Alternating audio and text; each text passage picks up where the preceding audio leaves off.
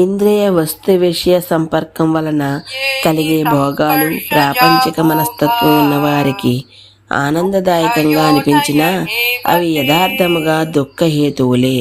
ఓ కుంతీపుత్రుడా, ఇటువంటి సుఖాలకు ఒక ఆది అంతం ఉంటాయి. కాబట్టి జ్ఞానులు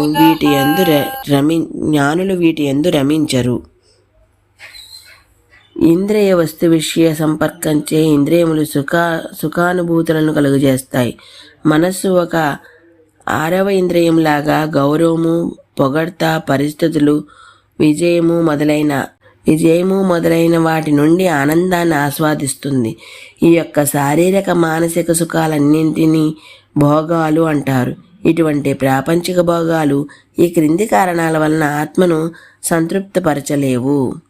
ప్రాపంచిక ఆనందాలు పరిమితమైనవి కాబట్టి ఏదో లోపించిన భావం వాటిలో అంతర్గతంగా ఉంటుంది.